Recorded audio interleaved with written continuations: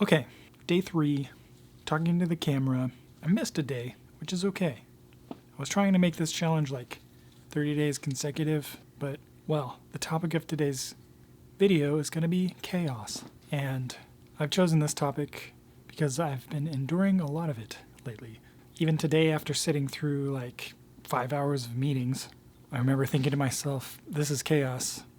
Oh, that should be my video for today.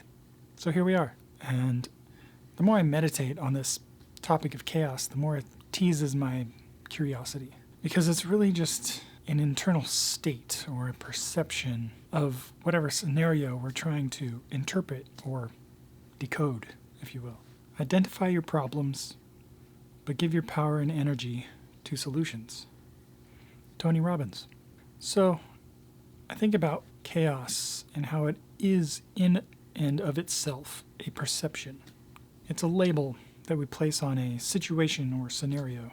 And when we lack an organizational structure or mental model for dealing with this large amount of input, it takes on this label of chaos. I think I've chosen this today because one way that I've found to overcome and or process chaos is to speak it out. Sometimes our minds can create more complexity out of a situation than is necessary. So getting it out of the mind is very helpful. In software, we call this rubber ducking, because there are often times when we're working on complex problems and when we can't find a solution to one specific area, we'll bring in a colleague or something. And then while explaining the problem to that colleague, we find the solution in our own mind. And once that pattern was recognized in the industry, they called it rubber ducking.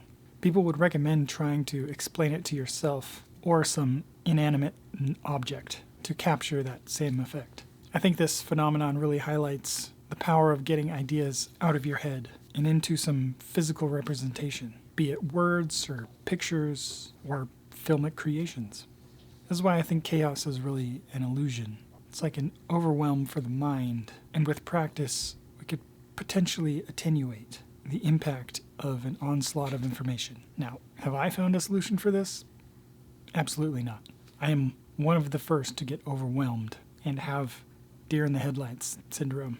But that doesn't mean I don't believe there's no way to manage this. An exercise in just recognizing this type of pattern in your own mind.